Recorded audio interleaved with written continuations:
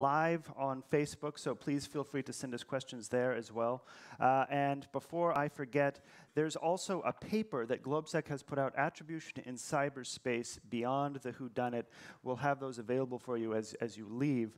And in the meantime, again, feel free to start sending us questions, sending us comments, and we'll incorporate them as we discuss the next 20 years of information technology. And we have a great panel of experts to help us navigate this space. It's a terribly difficult and important one.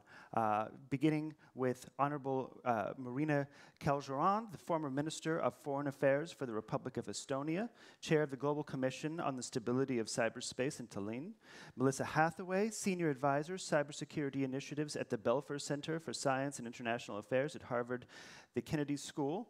Isaac bin Israel, Head of the Balvintic Interdisciplinary Cyber Research Center in Tel Aviv University, and Mike Madison, Partner at EMEIA Advisory, Cyber Leader at Ernst & Young in London. So to begin, so that everybody has a good sense of who you are and your particular angle on this, first, I would like to present a poll to the audience.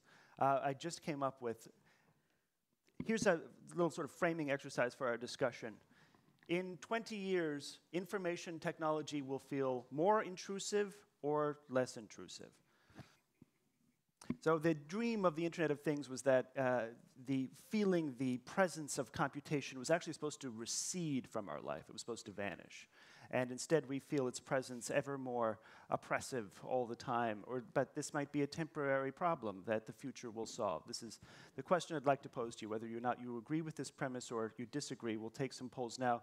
Continue to answer as we continue on with the discussion, and perhaps we'll see by the end of it. Oh, yes, okay. Perhaps we'll see by the end of it whether or not we'll have come up with some solutions to the burdensomeness of cybersecurity, sound cybersecurity practice, and just the overwhelming nature of information technology right now. And with that, I'd like to have our panel, beginning with you, Ms. Kaljuran, describe a little bit about who you are, what you do, and your particular take on cyber futures. Thank you, Patrick. Thank you for the very kind introduction. And to start with, I'm really happy and privileged and pleased to be here participating in this very distinguished panel and have this important discussion. I come from Estonia, a country with 1.3 million, but much bigger in digital life. I was Estonian foreign minister. I've been a career diplomat for more than 25 years. I've been ambassador to 6 countries, including Israel, Russia, and the United States. I was Estonian expert at the UN group of governmental experts on cybersecurity, and I'm really happy to see my dear colleague Dragan in the audience. And just now, I'm chairing the Global Commission on Stability of Cyberspace, and again, I'm so happy and privileged to see commissioners in the audience. Abdul Hakim from Nigeria, Olaf from Netherlands, Paul from Singapore, Virgilia from Brazil, and our secretariat, Bruce and ladies. So really happy to be here. I think that with this experience, I have seen developments in cybersecurity from the perspective of a government, from the perspective of multi-stakeholder platform, and from the perspective of global organization, the United Nations. So to start with, I would like to start with 3 points. First, the importance of cybersecurity. Second, international cooperation and multi-stakeholder approach. When we talk about cybersecurity, I feel that the picture is changing. Cybersecurity is being recognized now as part of national security, as part of international security. Munich Security Conference, GlobeSec, they're discussing cybersecurity, which they didn't do 10 years ago. 2007, nobody talked about cybersecurity. 2017-18, there are more than 100 international diplomatic efforts globally, which is good. Second, international cooperation. Cyber does not have borders. Cybersecurity does not have borders. And trust you, we've seen that. Estonia was the first country in the world to fall under cyber attacks against an independent nation from another state. And then we understood immediately how important is international cooperation. We reached out to Russia. I was then Estonian ambassador to Russia, so one of my duties was to find the ways of cooperation with Russian authorities. Didn't work, but we could cooperate with our close allies, friends in NATO, in the EU, and others whom we trusted. But the importance of international cooperation has been prioritized after that, and we understand it very, very much. There are different levels, and I'm sure that later we'll go into the different levels. All of them have their role. In United Nations, regional organizations like OSCE, EU, NATO, and so on. They all have their role. We just have to be very precise what to wait from them. We should not be naive that United Nations will be able to agree in the near future on something legally binding. No, United Nations will not be able to do that. But United Nations has its role in development cooperation, capacity building, raising awareness, education, and so on. And my final point on multi-stakeholder approach. That was again one of the lessons we learned from 2007. In cybersecurity, states alone are nobody. If states want to be efficient in cybersecurity, they have to cooperate with all other actors. Academia, civil society, private sector, IT geeks, IT experts. Only then can states be efficient in cybersecurity. I think I'll stop here and I'll be happy to. Okay, no, I appreciate it. Now let's go to Melissa Hathaway. A little bit about yourself and your approach to this topic. Well, good morning, and thank you, Patrick. And I'm very honored to be here this morning in my first time to Slovakia. I actually look at this after working for 2 presidents of the United States, and how do you start to balance the national security priorities versus the economic priorities? Bush 43 really looked at things as from a threat perspective. The intellectual property theft that was happening in the United States was quite significant. And we led an offense informs defense approach and strategy that resulted in really many of the foundational programs in the United States on cybersecurity and capabilities. I had the and it was threat-based. What is the threat to the United States? When I had the opportunity to transition the program for President Obama at the time was really more economic focused, and how do we use information communications technology to modernize our infrastructure and to advance the country. Each one had a different approach, but really I would argue as neither was balanced. National security can't trump economics, and economics can't trump national security. So all of the work that I've been doing for the last 8-9 years has been working on methodologies and discussing and talking about how do you bring a balanced approach to digital risk management. We are, in fact, exploring a marketplace that this year alone in 2018, that information communications technologies, our companies selling goods and services, is worth $3.7 trillion.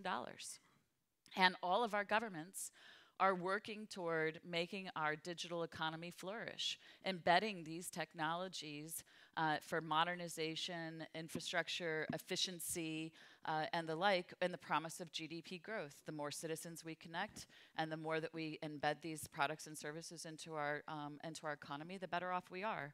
Currently, the digital economy is worth 7% of GDP, global GDP, and then by 2025, we think it's going to be almost 25%. The problem is, though, is that we have allowed these products and these services to be embedded in our infrastructure over the last 25 years with the promise of, I'm going to field it fast and I'm going to fix it later. In fact, every Tuesday.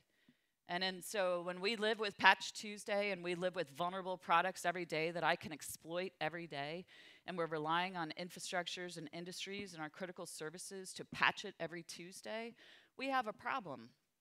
I don't have to be an exquisite military or intelligence service to take and cause significant economic harm or bring down an enterprise. And we've seen these actual events happen in the last few years.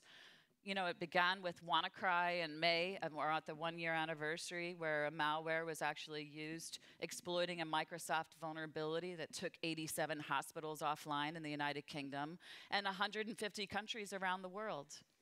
And then about 6 weeks later, that exact same Microsoft vulnerability was exploited with a NotPetya malware that actually destroyed core infrastructures. And from NotPetya for Maersk, knocked off 78 ports offline, 10% of their shipping.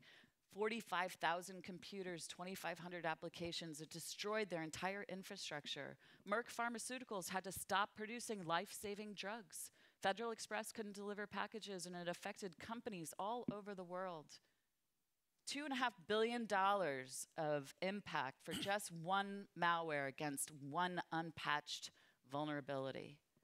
What are we going to do about this as we go forward? And this is what I actually talk about with companies and countries all around the world of how do we manage our national digital risk responsibly, and how do we start to improve the future as we're embracing this digital economy with underpinning flawed products that are vulnerable and being exploited on a daily basis.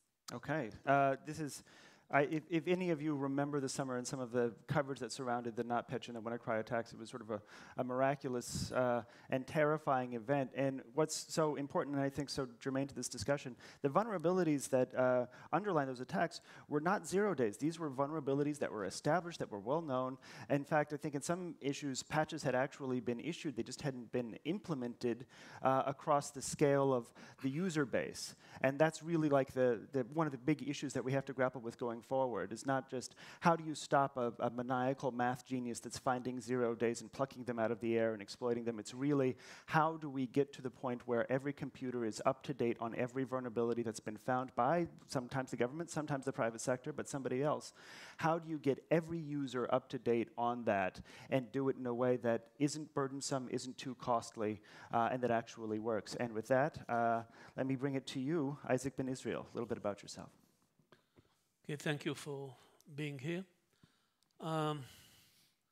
Personally, I'm involved in what now is called cyber something for almost 30 years. Half of it wearing uniform, which I cannot talk about, and the other half since I retired. In my last 10 years, I was in charge of the research and development of the Defense Ministry and the Israeli Defense Forces.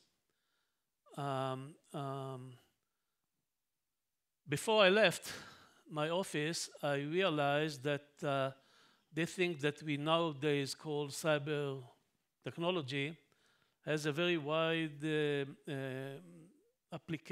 spectrum of application, and that in especially critical infrastructures are very vulnerable to this new technology. And then because I wrote a letter to the Prime Minister, and people talk today a lot on securing critical infrastructures, civilian critical infrastructures. I guess some of you know that we are doing it nationally in Israel. We have a national cyber security arm of the government to protect critical infrastructure since 2002. It's now 16 years. And then in 2010, I was the one who was called by our Prime Minister to submit a national plan for the government, how to deal with this new future. 2010, it was after someone had used cyber technology to destroy Iranian centrifuges, and it suddenly became a world-known term. Right, someone. Yeah. and then I was called by the Prime Minister to submit a plan, a national plan, how to be prepared for the coming future, which was obvious. The way I see it, by the way, is we speak about cyber threats without a very clear definition, because it's very, very difficult to clearly define it. The way I see it, it's really the dark side of computer or IT technology.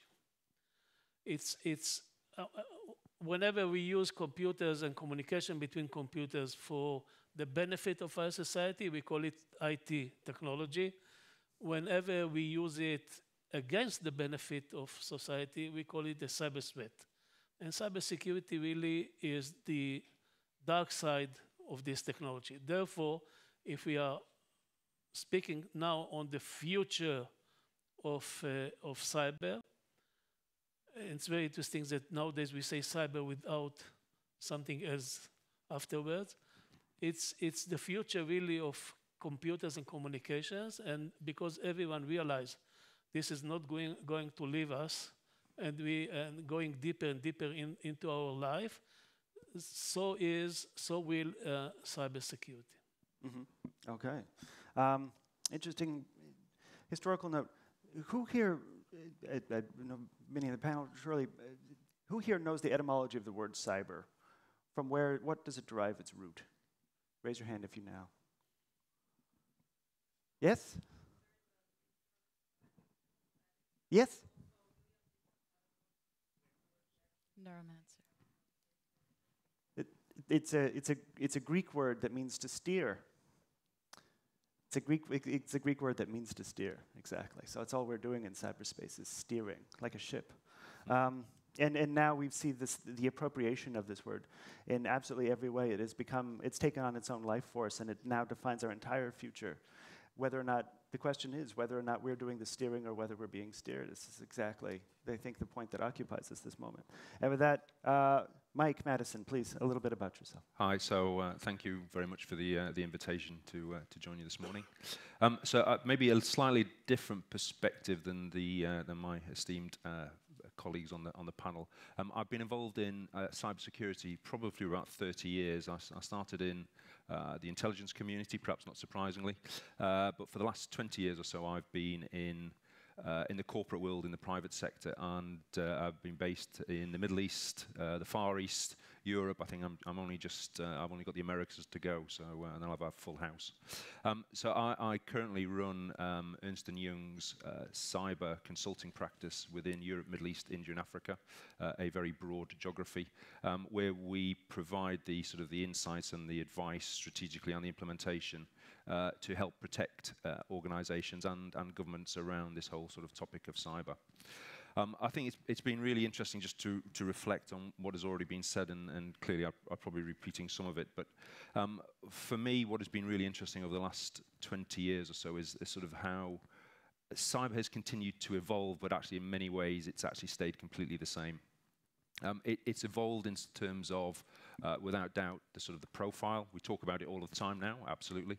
It's recognized at the very most senior levels within the boardroom, within government, but actually in many ways, a lot of what we do in terms of how we respond to it are exactly the same as what we've been trying to do for 20 years. And in fact, actually, I think that's one of the challenges. What's also been interesting is whilst we, and maybe in some of our defense approaches, are perhaps not as evolving as quickly as we could, the protagonists are obviously evolving far more quickly. The guys in the bedrooms, the teenagers have evolved into organized crime gangs, into nation-state protagonists, and the lines of all of those blur together, and it's actually quite hard sometimes to understand who the actual attacker is. So the protagonists have changed, I think, fundamentally. The nature of what we're also talking about in terms of our environments have changed quite dramatically as well, and I think one of the things that I would absolutely echo is the extent of that interconnected world. There is no such thing as the state and private sector anymore. 80% of our critical national infrastructure sits within the private sector. So it's hugely challenging, and getting those stakeholders to coordinate against what is a highly distributed, highly evolving environment is very difficult. And finally, actually, I think the other thing I'd add is actually the challenge we face is, if anything, accelerating. If you talk to any futurologist, anybody who talks about the sort of the technology space within the way we operate, even actually you could argue this is the wrong age of panel to be talking about this as a topic. The pace of change and the way it's embedding within everyday life is just accelerating and will continue to accelerate. So the way we respond to this probably has to evolve as well. Okay. And with that, again, I want to remind everybody, slido.com, #GlobSec2018 to send us your questions. We're also live on Facebook. I would like to start, if we can, with you, Melissa Hathaway. You have a new paper out, a treatise on digital risk and how different countries are meeting it. I wonder if you could describe what's the most essential thing that come out of that paper. And also, when you look at how different governments are managing digital risk, who, in your observation and study, is doing well, who's a model, and who's falling behind? Okay. So many of you know that I've published a methodology. It's the Cyber Readiness Index. It's available in all 6 UN languages, and I've done 9 country profiles. But I recently wrote a paper on managing national digital risk for the Organization of American States. And it summarizes not just the methodology that I prepared, but methodologies from the ITU, the OECD, World Economic Forum, Oxford, and others, and talks about what are the common themes among all of them.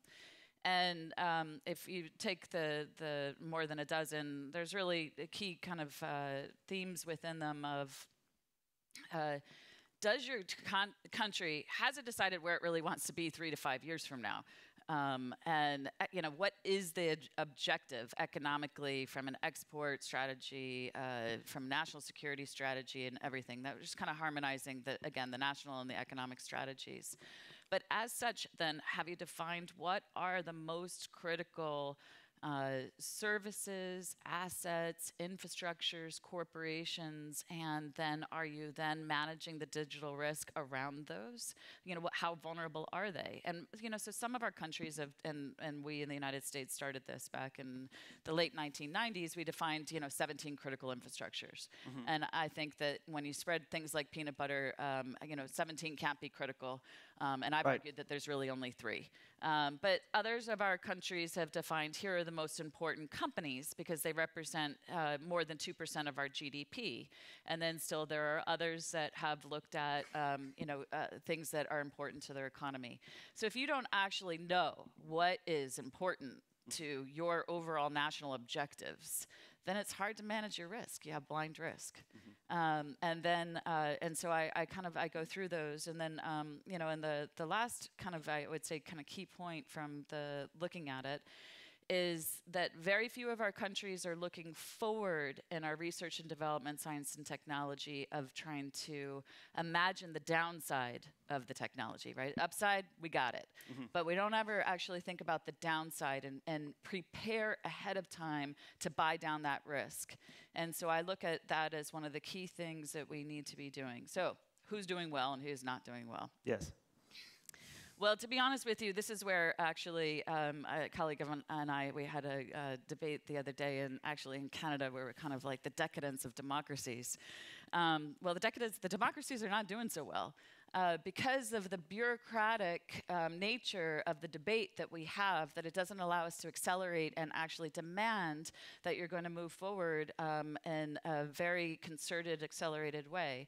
And when I look at around the world of who has a balanced economic vision and a security vision wrapped and entangled within it, to be honest with you, China is leading. China has a very specific economic strategy and understands what's important to it and has a security wrapper around it. It has a science and technology and research and development initiative that is advancing its key industries, et cetera. And so I look at them as really having a vision that's quite transparent. They have broadcast it in multiple strategies and in multiple speeches, and then they are executing swiftly.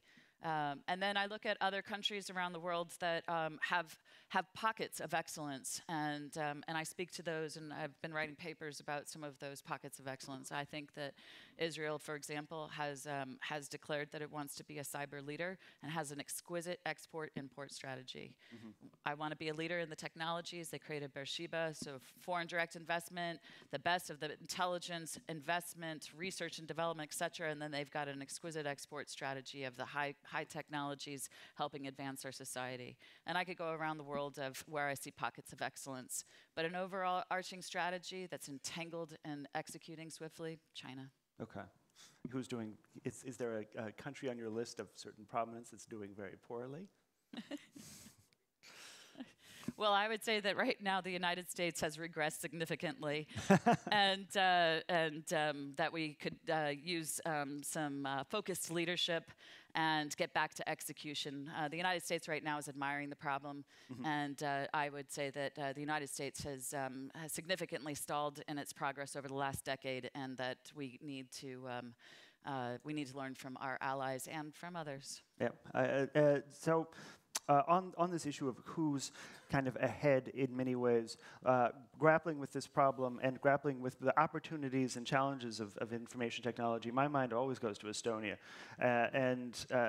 It was about 2014 when I remember first reading the announcement on e-citizenship, the e-citizenship program. An incredible sort of flagship program to extend a kind of digital citizenship to the entire country. And I wonder, Marina, if you could talk a little bit about why that was important, what benefits you see from that, and also some of the challenges that you've experienced in trying to extend this as a service to the entire citizenry, because it has been a bit of a challenge. Patrick, thanks. I'll be happy to do that. It's e-residency, nothing to do with citizenship. Oh, that's okay, right. E-residency. Yeah. And it's ID residency. Yeah. And the first person who received e-residency is here in the room, Ed Lucas. Oh. It wasn't. I didn't know that you were going to ask the question. It just happened. Okay. That he's in the room. But before I go to the e-residency, I'd like to say maybe, if I may, briefly on what Melissa said. The index, and you said that you looked specifically into 9 countries. And that's something that really worries me. Because when we talk about cybersecurity, how many countries are in the world who are participating in the discussion? 20, 30, 50, not more. Which means that 140 countries are not at the table, are not discussing. And I guess that don't even have a clue what cybersecurity is. Although in many of the countries, people are already online. And what experts say, what we have online, we have about 40% at the moment, 60% joining soon. The first 40% come from developed world, mainly well-educated, participating in programs with high awareness about cybersecurity, but the rest 60% are very different from that. So we should stop looking into each other at all the conferences. We should start inviting also those who are not at the conferences, not in the discussion clubs, not even in the UNGG at the moment. Coming to Estonia, yes, e-residency was a program which was introduced in 2015, and the idea of the program is to give foreigners an opportunity to take advantage of some of the online services that we are providing to our own residents. So Estonia is the first country in the world to introduce e-government, online voting, e-taxation, online banking, and so on, and so on, and so on. One of the steps was introducing digital signatures. As I said, population 1.3 million, we've been given so far 350 million digital signatures. 350 million digital signatures. They save 5 working days per year, and they save 2% of GDP.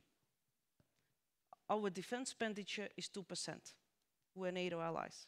Defense comes free. And we're ready to give the same opportunities to access some of the online services to foreigners who want to do business in Estonia, who want to do business in the EU, or who want to be part of encrypted exchange of emails, as Ed was, at least when he joined. He said, you said that was one of the ideas why you were joining e-residency. The numbers, our natural birth rate is about 15,000 kids per year. Our natural e-residency birth rate is the same, which means that every year we get double number of people who are connected to Estonia, who know what Estonia is, who make Estonia bigger, and who are some of them paying taxes in Estonia. So that was the sense behind the program. The guys who started it, just the young guys who usually start startups, call it still a government startup, and their aim is to increase our population to 10 million with e-residents. I don't know whether it's realistic or not, but it's a great aim. You can't aim at increasing with 15,000. You have to think big, even if it's maybe not realistic at the very beginning. Are there challenges? Of course there are challenges. Are there vulnerabilities? Of course there are vulnerabilities. But nobody has proved so far that online services are less secure than offline services. There are always risks, but those risks can be managed and have to be managed.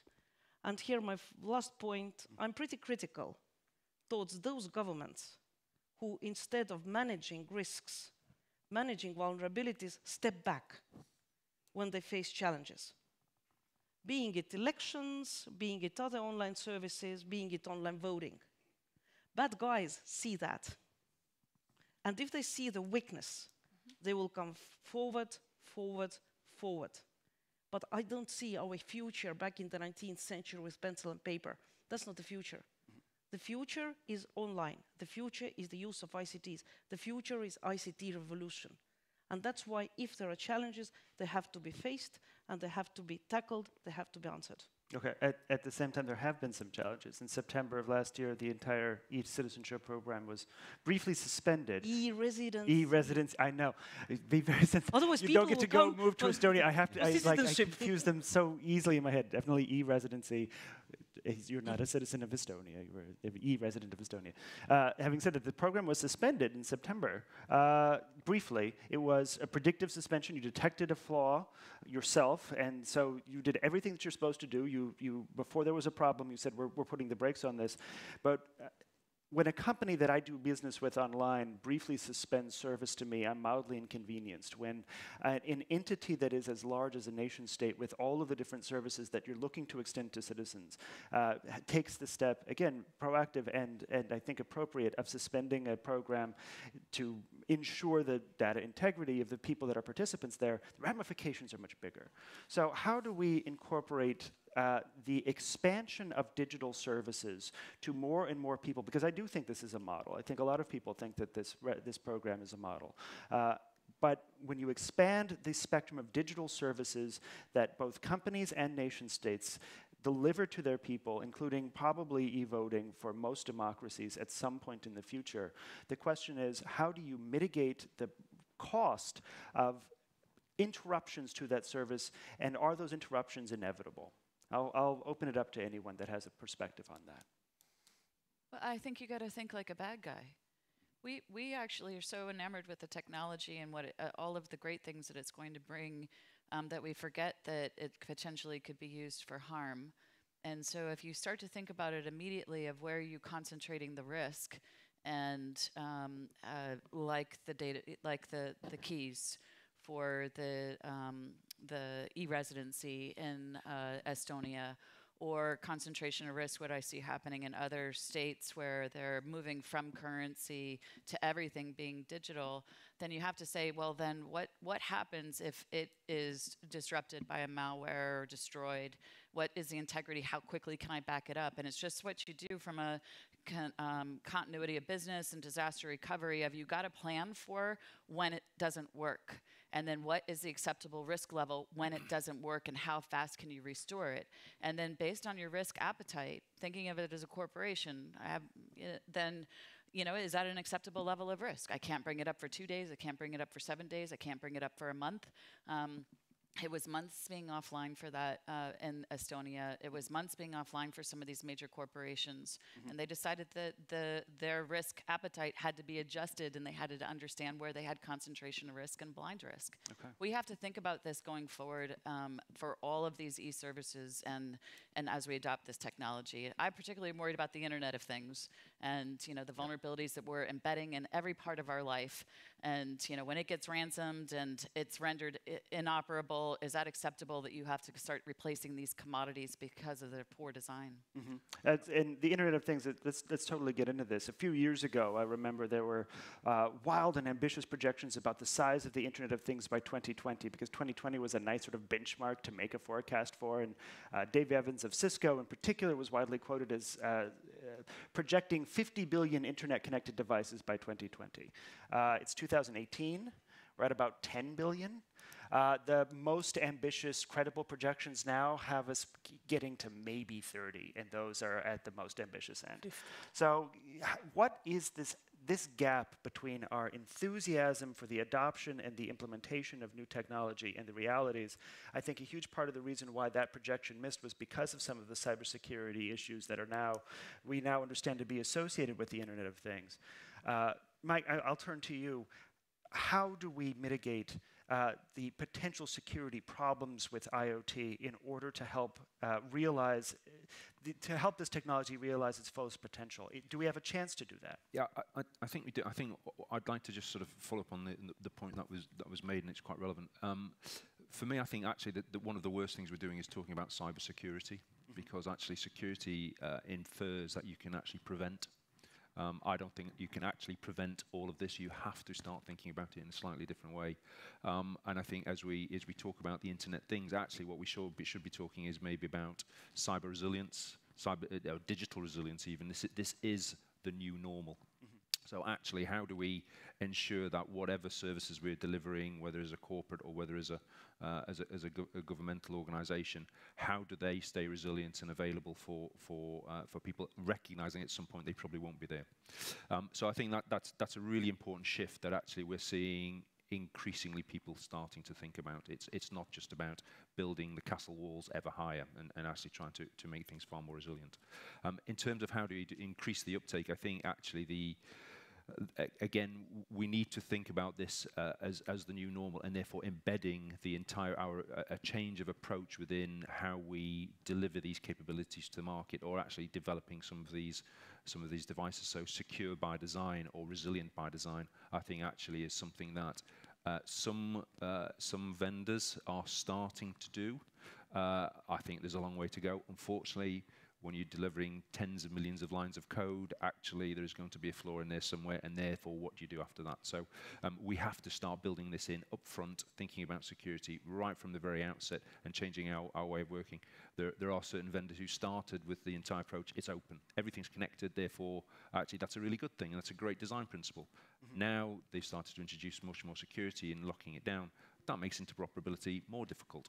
So actually, by building this in at the very beginning of how we design services, design devices, I think it's fundamental to be able to increase the uptake in terms of developing the Internet of Things. But it is inevitable. That is the digital world, I think, to the point. This is the way we operate now. Okay, having said that, building better security features into services and into devices from the beginning.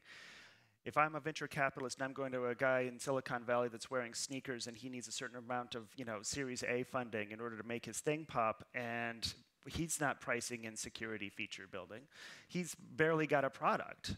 Or he might even not have a product. He might just have a feature that he's looking to monetize into a product. How does the corporate world change the cost-benefit analysis to make security by design something that young entrepreneur has to pay attention to? Does it have to be regulatory, or can the corporate world self-regulate this? So regulation, very interesting. So I actually, again, I'll take maybe the positive start point, which is that is starting to happen. It is one of the standard questions that are starting to be asked. So I think your guy in sneakers in Silicon Valley is starting to think, actually, I can't push this out, and it can't then go flat as soon as it scales because of a security breach. I think that thought process is starting to get there, and it'd be interesting to get some other views on it. But I remain positive on that front. In terms of regulation, regulation is really interesting, and if I take the sort of the private sector's views, clearly the regulation is a cost. It's obviously hugely ineffective. We've seen a number of regulations being pushed out, whereby they or become a compliance exercise, nice tick box exercise, and fundamentally fail to address an improvement in the security posture of a product or of an industry. So that can be really challenging. Adds costs, reduces agility, and actually fails to achieve the objective. However, the flip side of that would be there needs to be a stick as well in this, I think, and we have seen actually, particularly when we're talking about things like the critical national infrastructure and addressing some of the legacy systems out there, regulation is maybe something that has to be considered. Okay. And proves to be effective. So you're nodding and also shaking your head in, and then I wanted to ask Ben a question about how you design security into devices. This is a sort of a pedigree of Israeli information technology development. But first, what do you think of this idea? Well, I mean, I think that right now you have to change the demand curve in the marketplace. And there's different ways of changing the demand curve. One way is regulation, another way is incentive, and then a third way is purchasing power. And you're starting to see all three being used, right? Walmart is saying, I'm not going to sell these particular devices anymore unless they meet this particular security, right? So you've got this major aggregator who can then actually change the distribution and the sale of key products and services. You're seeing governments regulate that corporations have to have these specific features in their enterprise in order for data breach or these other things to prove that they have the right administrative, technical, and legal controls in place. Regulation. We're not seeing a lot of incentives, though, as far as tax credit or other things for the design principle that you want to achieve in the marketplace. But I'd say fundamentally, though, that let's just say we fix the demand curve. We still have an education problem. And the fact that we are fundamentally not teaching computer science and with cross-disciplinary requirements. Our computer science degrees all around the world, I would argue, are all teaching our students how to quickly get the feature running. And then once it's running, it works, we're good, and you get an A. And we're not teaching them how to remove the other functionality that they built in those lines of code and responsibly kind of go through it in order for graceful degradation or resilience or thinking about the downside.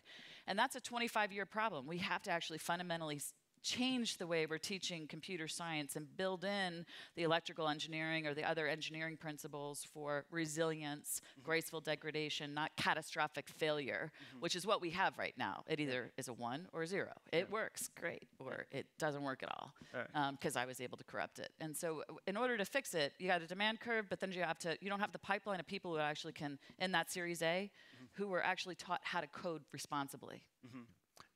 One place where it's not a problem is in a lot of Israeli products that I see, where security by design is a feature that's just well understood to be sort of a huge part of different IT products and different aspects of just software and hardware that comes out of Israel. So how does Israel achieve this? And is there a unique Israeli approach to cybersecurity by design that separates Israel from Silicon Valley? Before I answer your question, I would like to say that the discussion in the last minutes here is a wonderful demonstration to perhaps the main lesson I've learned during my 30 years of involvement in cyber security. And the lesson is that although cyber problems usually have technological solutions, the problems are never technological. Yeah. If you don't take into account psychology of individuals, social behavior, legal problems, business considerations, many other aspects, international cooperation, so many aspects, you don't take them into account, you don't understand the problem. You don't understand the problem, you don't know what technology to pursue. Now, coming back to your question, we'll start with a comment to what Melissa just said. In Israel, every university teaches not only computer science or mathematics. Unfortunately, when I was a student, I had to study mathematics. There was no cybersecurity. Today, we teach also, for undergraduate studies, cybersecurity, which has a different approach. We are the only country in the world in which we teach cybersecurity in high school, not only at universities, in order to change the mind of people, to make them more aware. We teach even cybersecurity in elementary schools, but not teaching them codes, how to write codes and things like this, but how to behave in this new world, which you want it or don't want it, nevertheless it will come. I mean, this is the world. There's no way to go backwards to the day before e-services and online connection, etc. Now, coming back to and another comment which I would like to say is about how do you protect this online, how do you protect the network in a very general term, okay? The more effective you can secure it, then the more risk you take and the chance of violating privacy of the users of this network is going up. And there is a tension between the two. We don't want to sacrifice security for privacy, and we don't want to sacrifice privacy for the security. So there is you have to find a way how to balance them, and let me tell you how we did it in Israel, okay? Yeah. The principle is very simple. The principle is that we have a certain agency, we call it authority for a reason, certain authority which is in charge of cleaning the network. Cleaning the network and not catching the bad guys. There's a huge difference between the two. It's not their mission, and they are not judged by the number of terrorists or hostile countries or criminals that they catch. It's not their business. They look on the network and clean it the same way a medical doctor is cleaning my body if I have a disease without catching the source. I mean, it's not his business. And we do it with a new technology that was developed for this in the last 6-7 years, and that is using what we call machine learning or AI in order to look at the traffic of the bits, not being forced to go one level down to the level of content. I mean, we don't have to decrypt the message. You look on the behavior of the traffic, and you detect anomalies in the traffic. And if you have this general principle of not being a part of law enforcement, plus the right technology, you can clean the network like a medical doctor. And the same way we trust our medical doctors, same way people in Israel trust this authority, and it's working now for a few years. No even one major problem with it. It's not like in other countries. And now, answering directly your question, we understood that we cannot take one element like technology. You said Silicon Valley. Silicon Valley is very strong in technology. You cannot take one element like technology or regulation you mentioned, or education, universities, or all the elements that were mentioned here, and do something separately from the others. You have to look on the whole ecosystem and try to find the mechanisms that will encourage every element in this ecosystem to cooperate with the other elements. Otherwise, everyone will do whatever fits him and only him. Right. Well, the tricky part is that in a large, diverse, heterogeneous, economically, culturally, etc. system, the question of who does the pulling together of all these things, if it's the government, then that pulling together mechanism is called regulation, which is bad. And so there's a question of how an advanced, already established system that is heterogeneous puts in place some of these things. So maybe we just sort of look on in wonder and envy at a society that created itself perfectly from the beginning to deal with cybersecurity issues. But Marina, you had a point on this. Yes. Yes, first of all, as we discussed Estonia, I'd like to make a couple of facts clear to the audience who might not be familiar with the vulnerability that we discovered last autumn. It was a theoretical vulnerability discovered in a chip on the ID card, which is used by residents and e-residents. It wasn't discovered by Estonian government. It was discovered by academia, not in Estonia, but they informed us. They informed us about it. Our CERD looked into that, found that the theoretical vulnerabilities are there, and we have to react. Online services did not stop for a day. Online services were continuing all the time. People were given time to renew their certificates. They could do that online. They could do that going to the police authorities. We had to replace 750,000 ID cards. The financial losses were big. We're still learning the lessons from the incident. What the incident showed that the challenges and vulnerabilities change in time. 2007, those were DDoS attacks, pretty primitive attacks. Google is today offering protection against DDoS attacks. 2017, it was a mistake by a company called Gemalto, who is producing tens of millions of chips to governments, to companies, to others. Nobody was influenced as badly as Estonia, because we are most online. But as I said, you have to take security seriously. In our case, the online services are duplicated by mobile IDs. So if you can't use one way of online services, you have another technical way to access online services. So again, I come to the point I made.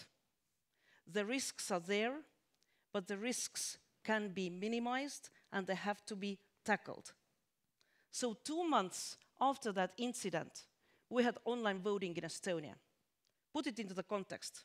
Hacking democracy in the United States, interfering in parliamentary elections in Germany, in France, in other countries, and we had the cyber theoretical vulnerability and online voting coming.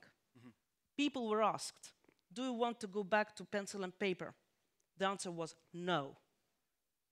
And the answer was, it's the obligation of the government to correct it. It's the obligation of the government to guarantee secure elections, authentication, secure exchange of data, and so on, and so on, and so on. So that's the picture. I don't know what will be the threats of 2020 or 2027. We have to be ready that they are changing, and we have to be ready to tackle them. One of the lessons from 2017 incident was that we need much more encryption. Stronger encryption, more encryption was one of the lessons. But as I said, we're still learning from the lessons. Another point, what private sector is doing. Tomorrow our commission is having public hearings here after the GlobSec concludes. And 2 of the topics of our public hearings are securing the supply chain at production and encouraging coordinated vulnerability disclosure. We see these topics as very important, but I'd also like to recognize that private sector is doing, from their side, significant work, being it Microsoft with Tech Accord or Siemens with Code of Trust. There are some steps being taken. EU is working on the cyber certification system. So if at the moment you can buy in the EU products which are marked, then soon the cyber products produced in the EU will be certified, which is a kind of a guarantee. And now my final point. Okay. We don't have to look into only what bad guys are doing, into only the vulnerabilities and challenges, but we also have to look into the challenges that are coming from development and innovation. I see here my very good friend Pia, who is cyber coordinator from Finland. Finland is one of the first countries in the world that has artificial intelligence sitting on the board of directors. Company called Tieto. They have a robot in the board of directors. She's a lady, her name is Alicia. And she has the right to vote, she has the right to make decisions, and at the same time, there are still no laws on the legal status of artificial intelligence. So let's look at both. Challenges created by bad guys and challenges that we face thanks to innovation. But we have to continue going forward, not stepping back. I think there's probably a robot on almost every board, but we just haven't acknowledged it yet. All right, let's take a question from the audience. Mr. Lucas.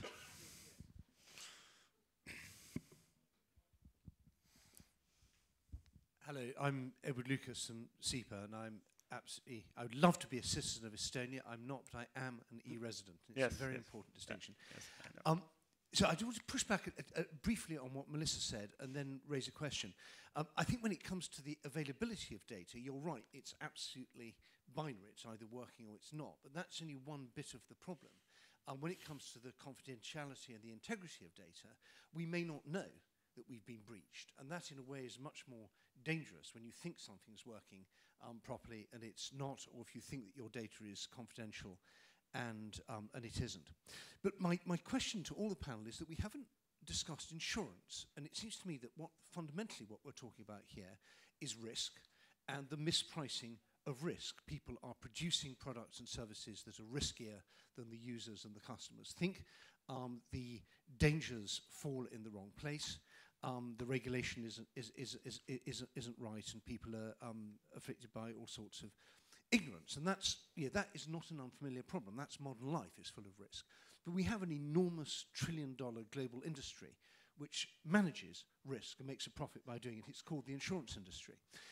So my question really to all of the panel is, where is cyber insurance going? When are we going to see the insurance companies setting standards, pricing policies on the basis of whether the people buying the policies are doing the right thing or not?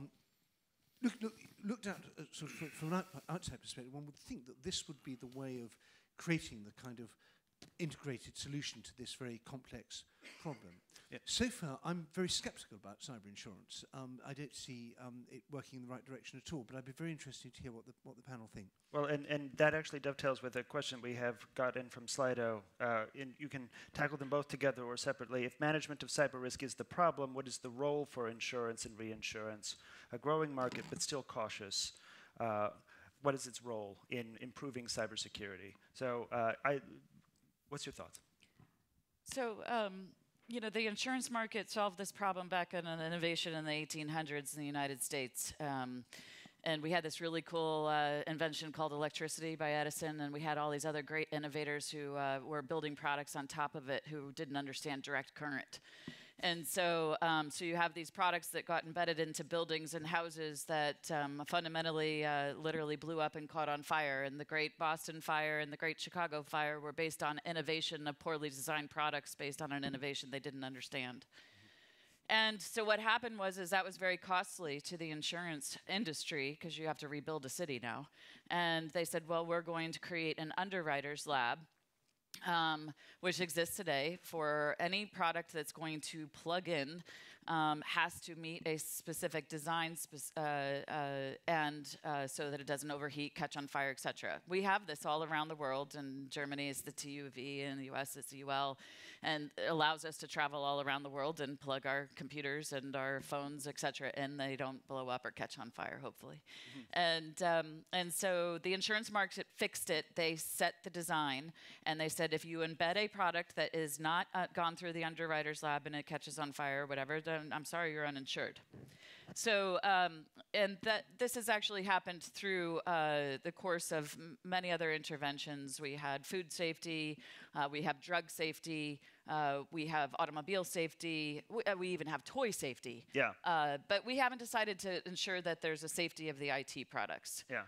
Right now, I think there's, you know, that Lloyd's, AIG, Chubb, I mean, the insurance companies all around the world are starting to offer cyber insurance. The problem is that we still have, they haven't injected into designing and ensuring the design of the product. They're trying to actually solve the symptom or address the symptom with the insurance versus solve the infection or the, you know, cure it. And until the insurance company actually intervenes in the marketplace to change the demand curve and or change what I'm going to insure you. If you embed this product that's got an admin hard-coded password in it, and you get distributed, password, probably. Yeah. But, and it could be, yeah. Well, it was admin for the DYN attack and the against those. So okay, if you have that and you get a distributed denial service or you get some malware that destroys your infrastructure, I'm sorry, I'm not going to insure you. And so we have to actually start to change the demand curve. But the insurance industry currently is not intervening in the specification of the product. So, and until they do that, I think we'll continue to see this as a problem. Isaac has a question here, or a point on this. On one hand, it seems very reasonable to have insurance in the game. We are talking about risk, and insurance may force or compel the users to do something in order to be insured and then fix some weaknesses of the cyber world. Having said that, I would like to draw your attention that now that we started using machine learning and AI and things like this, the real meaning of it is that we lose control of the product. I mean, we produce something, we put, let's say, an autonomous car. We put it in the car, and then the car will change by itself. We send it with a certain initial rules. Okay, do this if you see this, and do that if you see that. And we enable the car to change the rules by accumulating experience. Mm-hmm. And then it's a huge question: who is accountable for this? Who, I mean, as speaking now about insurance, how do you insure the producer or the user or whom, and things like this? It's very difficult. It's unsolved yet. Yeah. It's a problem that we started to discuss. No good solutions that I know, and it makes it different from the usual risks that are insured. Yeah, I want to touch on this in turn to Mike, because it seems to me like part of the problem with the analogy is that when something catches on fire, there's a cost and everybody has to do something about it. When I lose data, the costs that we appropriate to that problem, it's this huge variety of different potential costs. Yep. Should there be, and I'll turn to you for this, Mike, should there be legislation, actual regulation that says that the costs to the companies that lose your stuff because of poor design should be higher, and that would compel an insurance market? So specifically on insurance, I think we're at the beginning of the curve you've talked about. So certainly, if you look at the States, and I can point to a number of very large corporate entities.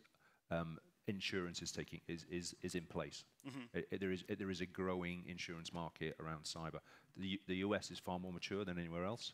Mm-hmm. We're seeing it move increasingly through Western Europe, and there are other places where we're starting to see it really start to take root. It is very challenging. And I think one of the views from the insurers would be, when I'm trying to insure something and talking about cyber, the probability is 100% and the impact is big. Mm-hmm. Where do I draw? What is the right level of policy within that spectrum? The other point, which is extremely challenging for the insurers, would be actually how do you get a feel for whether you have not only the products are appropriately certified that you've implemented, but actually whether you've implemented them properly, that the right organizational construct is in place. Mm-hmm. What is your business continuity planning around it? How do you manage the impacts to minimize your loss rather than just relying on insurance? So I think we're at the beginning of a curve, but it is developing, and it is very hard. But certainly, a lot of the clients I work with would look at a global level, they are taking insurance increasingly. From a regulation point of view and the impact, I think breach notification is something which is clearly becoming far more prevalent globally, and that is certainly focusing minds, and we couldn't have a session on cybersecurity without using the GDPR term. So I think we've done quite well actually to make almost an hour without using GDPR. But clearly that is focusing minds, and again, particularly in Europe at the moment, I know there's an awful lot of conversations going on in the States and more broadly about what do they need to do to respond to this. And again, it's that being able to respond when personal data is breached. There is significant penalties now. That is driving a change of behaviors. Okay. Another question right here. All right. Well, first we'll go here. Here we go. Pia. Yeah. Okay. Sorry. And then we'll go to you. Yes. Yes. Thank you very much. Pia Rantalanberg, Cyber Ambassador, Finnish Foreign Ministry. I would raise a question concerning attribution.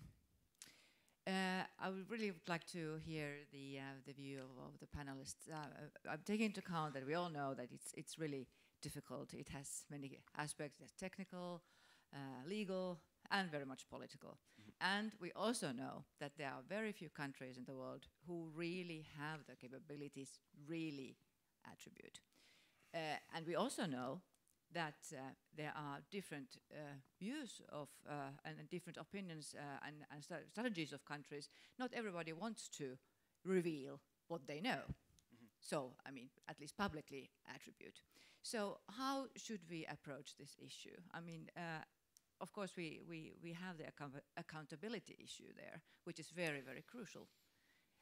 So it would be interesting to hear your take. And maybe as a comment to Marina's comment on the AI, I think I think we are at the point when AI is now coming.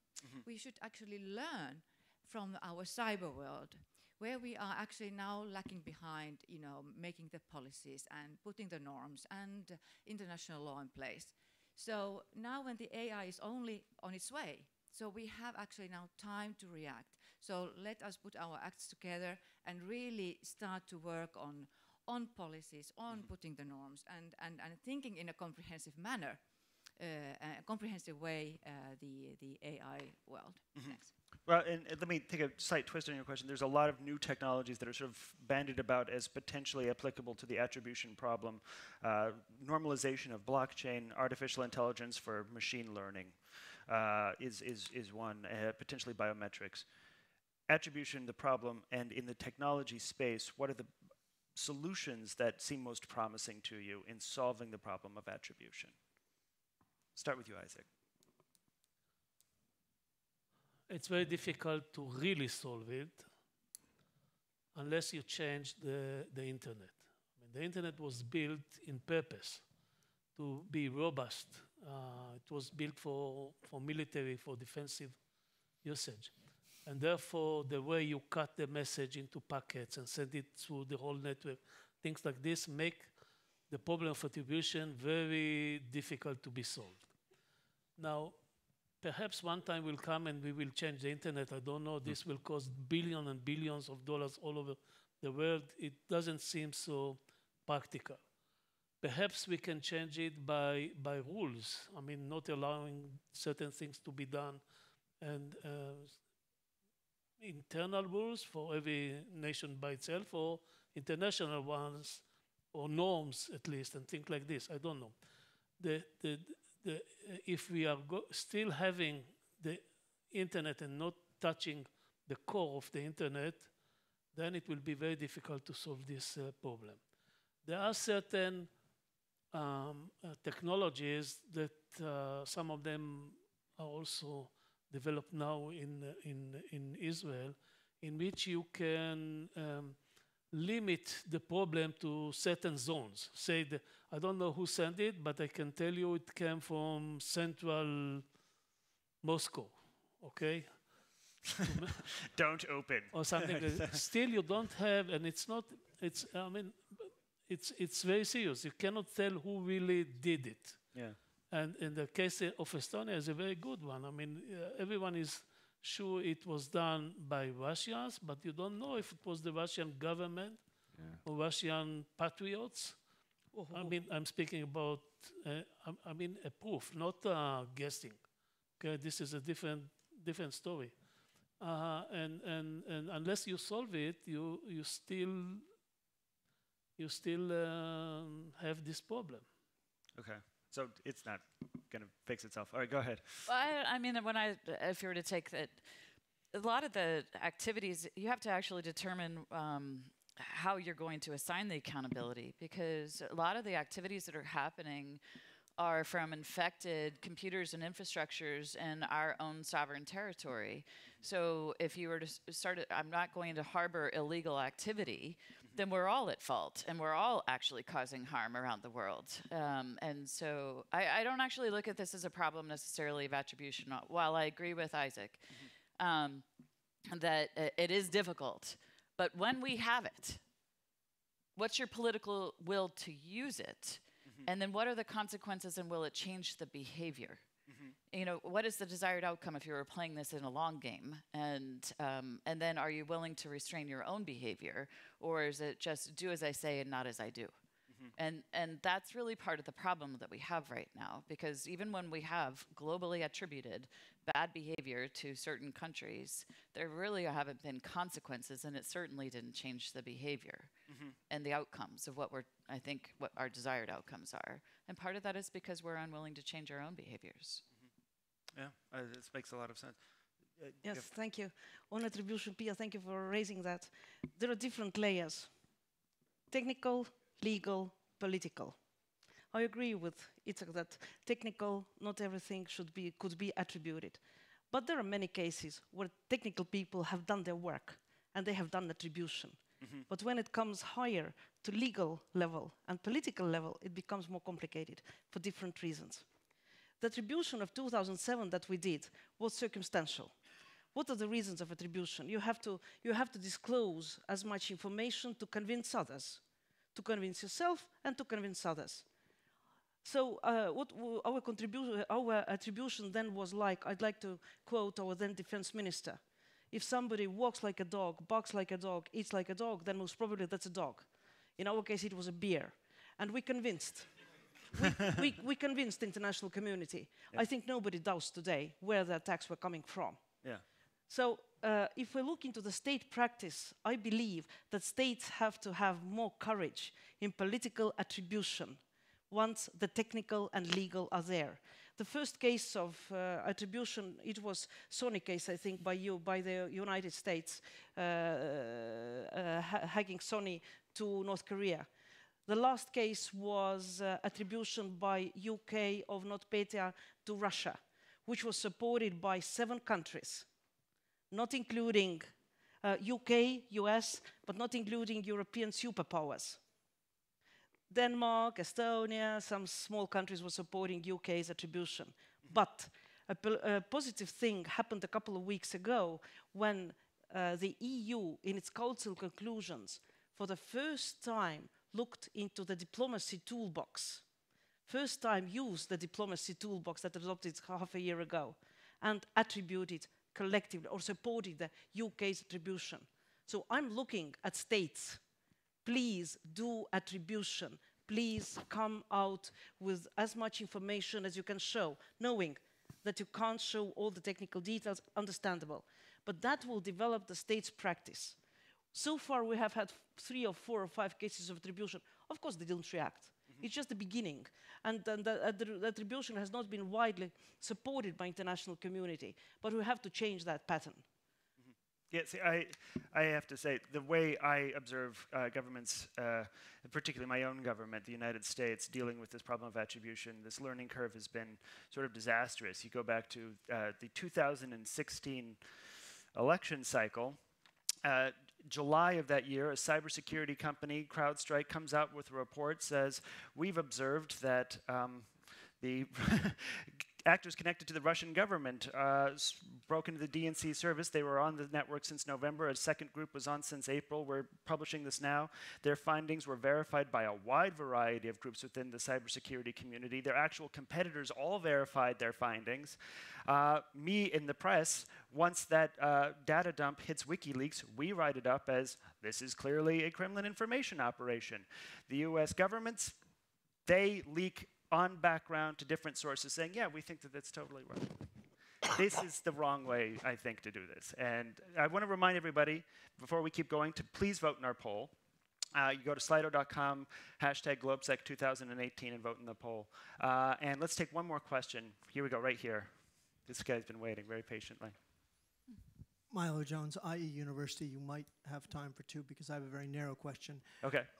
Does the panel consider the case of St. Jude Medical and Muddy Water short sellers a helpful partial solution to holding companies accountable? And if those who don't, shall I explain? Please elaborate, yes. I can go St. into Jude that. I know that case study really well. All right. Please, you go ahead then. Yes, tell us the case study. Yeah. Well, St. Jude Medical, now Abbott Labs. So if you were to Google it, it would be Abbott Labs now. Had a flawed pacemaker. So it was something out of the movies, you know, like Homeland in the United States or other things where you could actually, internet accessible Bluetooth pacemaker, you could actually make it defibrillate and actually kill somebody. And they had, there was researchers that showed the vulnerability. They showed it to St. Jude Medical, who did not necessarily own the problem until the report was published, and it devalued the company by more than $25 billion while it was being purchased by Abbott Labs. Abbott Labs then now owns the problem and has to recall 400,000 embedded pacemakers. Guaranteed there's going to be people who are going to die on this matter. Yeah. And it has caused a series of events in the United States and elsewhere, but the United States is now leading this on medical device safety. The Food and Drug Administration just published a rule after a long investigation into this, that all open source technologies embedded in a medical device must go through a series of testing to ensure that they are not vulnerable to influence or it doesn't disrupt or and challenge the integrity of the device. Because it's internet connectivity. And as such, you've seen actually a number of other challenges and alerts. Let's see, it was this week, I think, was Philips CAT scans, and then there was another overall manufacturer of medical equipment that are all manipulatable over through the internet that can access health-protected information, and as a wake-up call to the medical community broadly, that over the number of years that they have developed these technologies, never thinking about it, that somebody's going to use the internet to access it for harm. Again, you got to think like a bad guy. Yeah. So upside and the downside of innovation, and so I see this as changing the marketplace for medical devices. But Anne, think like a short seller. and that... I would just add, think like a short seller, not just a bad guy. The company did ignore and refuse to pay a proper bounty to the white hat hackers who found the problem. Yeah. And so I think a few hangings would concentrate everybody's attention, and we can leave it to short sellers to do those hangings. Well, it comes down to leadership again. In the United States and elsewhere, I mean, we could learn from, the Volkswagen scandal over diesel. The CEO got fired. Actually, I think even had criminal time. We did not put the Equifax CEO in jail, although he should be. And many of the other CEOs in the United States who have actually shown gross negligence should be in jail and should not have received a large payout. They should be having large fines. And until we actually see leadership and accountability held within all of our countries, not some of our countries, you're not going to see the marketplace respond. Yeah, I got it on this. The idea of short sellers being the people that get to decide who to hang is like sort of terrifying to me in a fundamental way. And it gets back to this problem of how do we appropriate costs at the corporate level for entities that are just in violation of sound practices, that are ignoring white hat hackers, that are ignoring data that's coming over the transom, and that aren't updating products and services keeping up with flaws that are already disclosed to the National Vulnerabilities Database or other means. Jeff Ross this afternoon is speaking at this conference. He's going to talk. He's from DEF CON, and he'll talk a little bit about what his community's approach to this is. But I'll turn it back to you. Should there be real penalties for companies on whether they're civil and federal or a combination of both? Are they sufficient now to discourage behavior that is incredibly reckless like this, or are we relying on short sellers to hang them before people get pacemaker transplants? I think, there's been a recent article in the UK about the recent collapse of an organisation through just poor corporate governance generally. So I think corporate governance is weak in a number of areas, and this is just probably the latest, most obvious example, which is changing more rapidly and with some absolutely dramatic potential implications. So, so I think there are probably things we need to do around it. But I think also equally, I think the pace of change is catching up on organisations in a way that actually they've never really recognised this as a risk historically to this extent. And actually, we shouldn't undervalue the fact that actually our organisations and corporates are there to make some money, and actually they've done pretty well over time. The world is changing around them, therefore we probably have to find a way of actually influencing that and implementing some. Okay, we've got time. We've got time for one more question, right there in. Yes. Thank you. My name is Marilia Maciel. I work for Diplo Foundation in Geneva. Two quick questions for the panel. The first one is related to the collaboration between governments and the big companies in the private sector. We heard in several sessions yesterday that the West needs to collaborate with companies more because our competitors are doing that. I wonder what your thoughts are on the collaboration between the US Department of Defense and Google now that is creating a lot of controversy. Do you think that there are ethical implications on that, given that the power of Google is based on the data that is collected from citizens worldwide? And the second question is related to trade negotiations, which are increasingly touching upon aspects related to security. So one of the things we are discussing now in the WTO is that many countries want to insert in trade negotiations prohibitions for countries to force companies to divulge the source code of their products.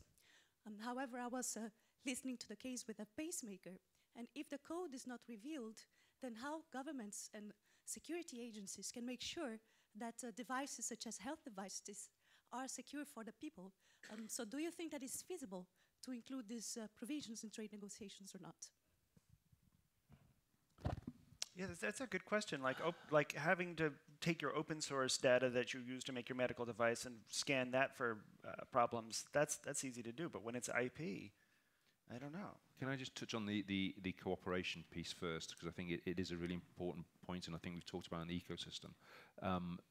There are some fantastic examples, I think, where government is increasingly collaborating by sector or with major corporations to share threat intelligence and also good practice advice, but also helping various companies within a sector, for example, say the financial services sector, share threat intelligence and understanding what the particular protagonists are up to. So there are some fantastic examples in a number of countries where I think those steps are actually becoming pretty mature, and there are platforms in place for the sharing of vulnerabilities and understanding what the particular threat is. So I think that's progressing. It could go further, but it's certainly progressing. Okay. I mean, the private-public partnership, I spoke a little bit yesterday. Right now, many private-public partnerships are one-sided, where the government's telling the private sector, you need to cooperate with us, and there's not a really good give and take. And so we need to remember that the partnership is really a contract where there needs to be both sides are getting value out of the relationship. And until we start to define and understand that both parties need to, or all the parties as part of the partnership need to obtain value out of the relationship, you won't see too many of them work, in my opinion. But the financial services information sharing is working in many places, and they've created actually stoplight protocol, red, yellow, green, red being an emergency, you must attend to this situation. That's being adopted by many of the other sectors, and dealing with and addressing vulnerabilities that are being exploited by criminal and other activities that fall within actually really money laundering and the other rules that we actually are governing the space. And so that's, I actually don't even remember the second question. It's directed at me though, I know. So, Google, right? Yeah. Google.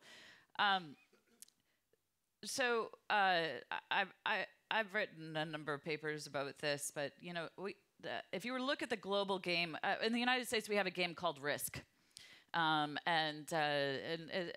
it's really based on strategic properties. And if you don't know the game, there's an online game, but I prefer the board game because I like to see the global map, and I'm old school maybe.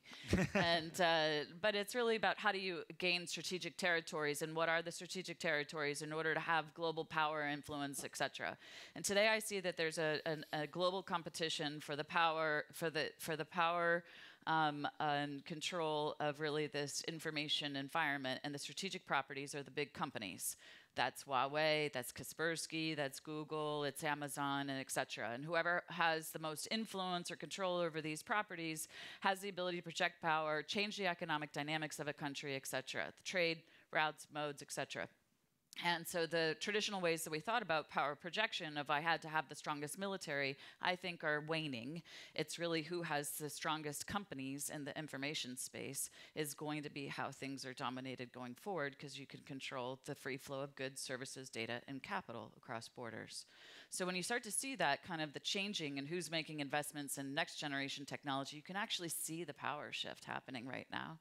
And so while you might be worried about Google, some are worried about Kaspersky, others are worried about Huawei, you should be really worried about who actually has the long game vision, and how are they positioning the economics, the politics, the investments to actually win over the 10 years. And I would argue that when you look at it in the game of Risk, the strategic properties become very apparent.